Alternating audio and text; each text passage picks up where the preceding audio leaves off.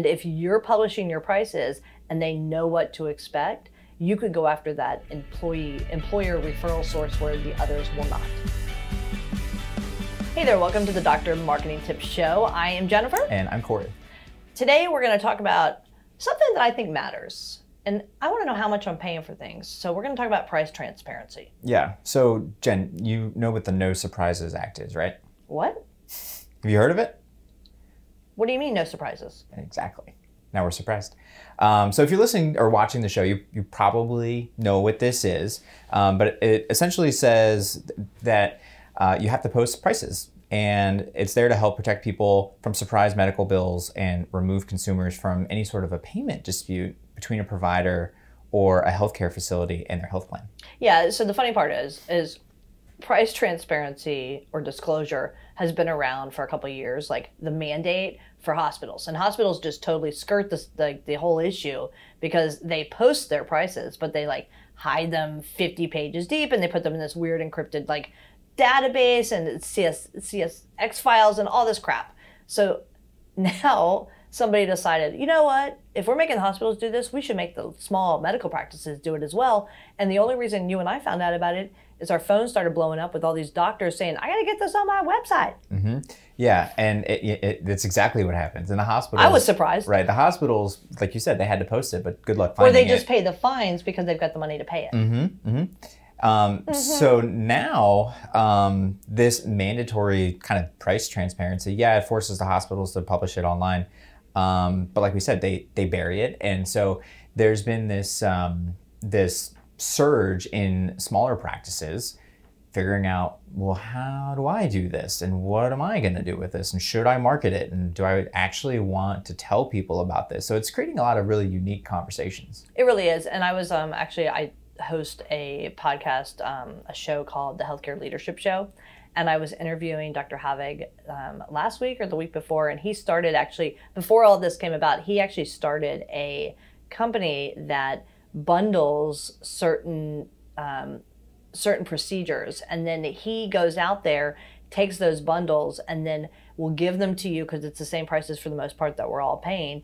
And he'll build out basically a shopping cart on your website where your patients now, if they're not insured, can click on your self-pay pricing rates, click through and go to your website. And that's because part of it is like this whole consumerism of healthcare.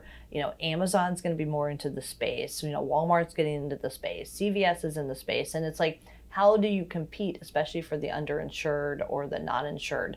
And you can partly go into this whole price transparency model and get it out there. And it gives you something different to market that nobody else is going to market. Right. And like you said, I mean, it's one of those things where, you know, if you're talking to a patient that's uninsured, if you put yourself in their shoes, that patient is probably not going to go to a restaurant, for example, where there's market price and they don't know what the price of the food is. Mm-hmm. They would just say, oh, I'm not going to order that. I mean, how many times have you not ordered the lobster because it says market price? Oh, yeah. Yeah. I mean, I think I've actually done that like one time where I've gotten it. Every other time has been, no, thank you. Uh-huh. That's exactly. Yeah, you were probably with me. Right. You don't want to ask for it, right? That's weird.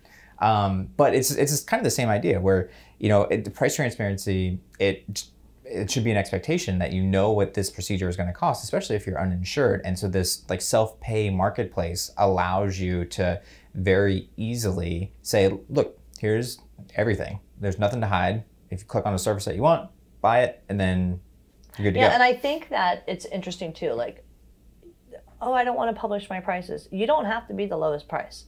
Mm-hmm. You just have to publish it. Right. And you could talk about the fact that our prices are out there for you to understand what it's going to cost you to come get an x-ray or, you know, a colonoscopy or a follow-up exam. And you don't have to be the lowest, but just by the fact that you're publishing it gives you something new that you can market that you didn't have before. Well, yeah, and it allows you to an extent to also kind of control the conversation. Because, for example, if a competitor down the street is not publishing their prices and you do, you know, what does that say to potential patients that are weighing where they're going to have their appointment? It's not, like you said, it's not even about how much it costs. It's just the fact that, well, this place over here isn't hiding anything from me. And in addition to that, you know, when you're thinking from like a PR standpoint, there's a real opportunity here because a lot of like local news outlets haven't caught on to this. But if you pitch them on it, you can become the expert and the authority on this price transparency thing, which means you get your mug on the 6 o'clock news. That's in a win. good way. In a good way. That's a win, way. right? Not Because in a bad way. because you get to control that conversation if you are the expert. And a lot, like I said, a lot of the outlets don't know that this is a thing. But if you clue them into the story and you're the first one to market, then you can do It's that. kind of like that old beer ad. What was it? Where it was at Schlitz. Yeah, the cold filtered. Yeah. Well, everybody. So they said like, choose us. We're the cold filtered beer. Everybody was cold filtered. So choose us. We're transparent in our pricing. Okay, but everybody has the same pricing. Right, but you're the one to talk about it. Exactly. And we all know, if you're on the inside, we know that the true customer is the insurance company. It's not necessarily the patient that comes in the door. So we've got to shift that conversation. And I think also price transparency opens some opportunities to go after markets that you wouldn't have gone after if you're thinking from a marketing perspective. So I'm thinking about, because I do a lot in the musculoskeletal space, as do you. There's just so much opportunity to go directly to employers, because employers are looking for ways to reduce their healthcare spend, and sometimes they're even becoming self-insured. And if you're publishing your prices and they know what to expect, you could go after that employer referral source where the others will not. Right, you can go directly to that employer and very clearly say, apples to apples, this is where we are, this is what you pay now, let's talk about it. That's it. That's exactly the and case. it opens that door, and it also makes sense, again, going back to like just kind of controlling the narrative. There's so many different things you can do. Yeah, you can put it on your website, you can post about it on social, you can go the news outlet route like we talked about. We've even recommended to some practices that we work with that you can get your executive director or a couple of surgeons to do a video, and then you can post that video on your site, email it to your current patients, because again, the best patients that you have, or the best patient is the one you've already got, right? So they don't know about this, maybe, but you can tell them about it, and then again, you get to control the story. Yeah, and I mean, you could also go as far as, I know we've had conversations, I don't know if we've actually done it yet, but you can market right now, you can target on Facebook, let's use them as the example. You can't target based on insurance, but you can target based on employer, or you can look at, areas of your community that socioeconomically, maybe they're a little bit different and people don't have insurance. Well, then you can market your self-pay pricing directly to this uninsured patient. Right. And do you know if they have insurance or not? No, but you can be pretty sure that they don't, depending on the area that you're targeting. And that's, again, easily low-hanging fruit. You can tap into that and then control the narrative. Yeah. I mean, you can see who you can look at some of these like app-based insurance companies that are really there for catastrophic coverage. Sure. I can name a few right off the top of my head. I won't though. You could look at those and market directly to that type of patient.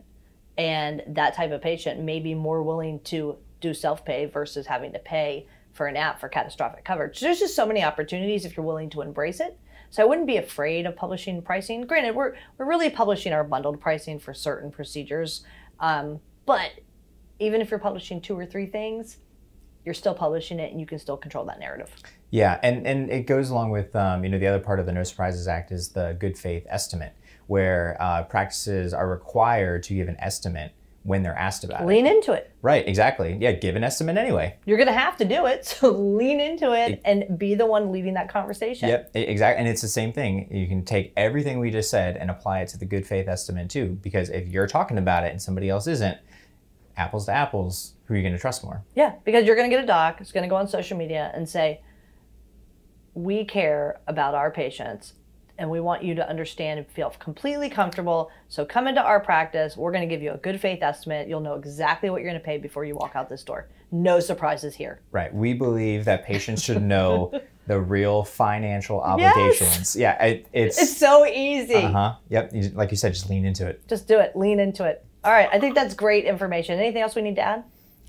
No, I think, just how to get started maybe would be the only other thing. And by doing that, you can set up the self-pay marketplace, or you can really just post your prices online and then kind of, test the market and see what happens. Yeah, and I think part of No Surprises, you got to go to your website. You need to, link on there that you're doing the good faith estimate. I think that's part of the requirement. if you're interested in a self-pay marketplace, I have no financial stake in any of this stuff, but seriously, hit us up and I'll give you the info of the one that the doctor I interviewed last week, because it was good information and they're doing it across a bunch of subspecialties, and he's just an independent guy and he could use some help. So I think go that route because it doesn't cost you anything, and go the route of, getting the good faith stuff published, and then consider leading into it, because you have nothing to lose. Even if you think you have those relationships and referral sources to lose at the hospital, I promise you, if you think that you're going to lose them, you've already lost them. Great point. You've already lost them. All right, with that, I'm Jennifer. I'm Corey. We'll see you next time on the Dr. Marketing Tips Show. Thanks a bunch. Thanks, guys. And if you want more like this, hit like and subscribe so you'll always be alerted to new episodes when they come out. And if you want information about us, visit us over at insightmg.com. That's insightmg.com. We'll see you on the next episode.